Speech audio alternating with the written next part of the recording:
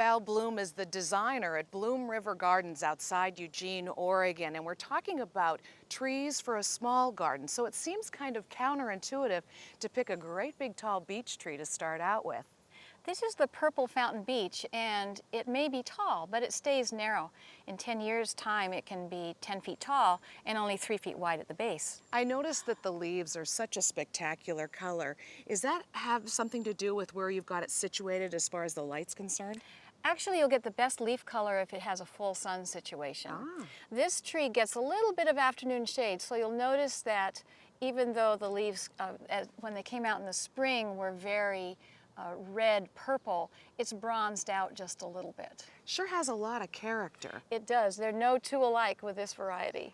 And what about watering? A lot of water or not too much? In the beginning, I would keep it well watered, but once it's established, it's quite drought tolerant. All right, another one in the same kind of idea, tall but not wide.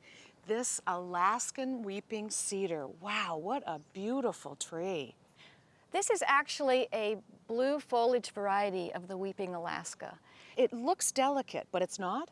It's tough. It can go down to minus 30 degrees. It's a zone 4 plant, and also it's a great one for snowy areas because it can handle ice and snow loads without breaking the branches. How tall will this one get? And oh, maybe we should find out how old this one is so we can get an idea of how fast it's going to grow. This particular tree is about 15 feet tall. They're rated at 20, 25 feet, but usually as they get taller, they grow a little bit slower. All right, well that gives us an idea for two trees that we could use way in the back. What about something that's variegated and a little bit shorter? I have a couple of really good examples for you. Oh, I can see the twinkle in your eye. I want to take a look at those. Okay, follow me.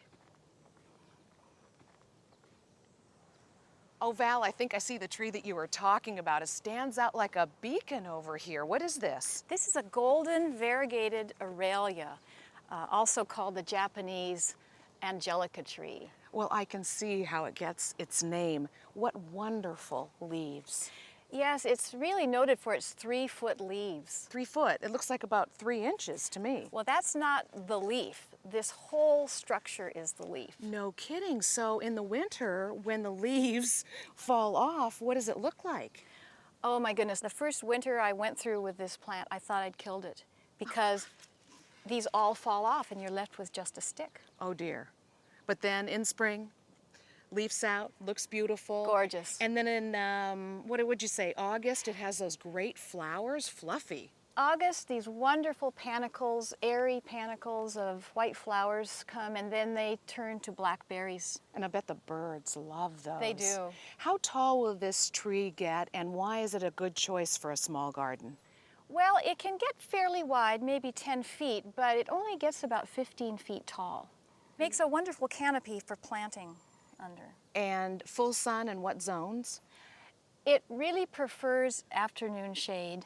It can take a little morning sun, and it can go down to minus 20, which is zone 5. Wow, that's great. Okay, so if you give it a little more shade, you won't get the burning on the leaves. Right. All right, any other ideas? I have another wonderful variegated tree you need to see. All right, let's go take a look. Oh, Val, this is a beauty. This is a variegated Pagoda Dogwood, oftentimes called the wedding cake tree because it grows in layers. I can see how it gets that name because it's in tiers, like 3 tiers, and then the leaves are just like icing on the cake. They are, and in the spring you also get little bracts of white flowers. If the leaves weren't enough, then you get flowers too. And they're wonderful against the burgundy red stems. Now, if you really want to set this off in the landscape, where would you put it?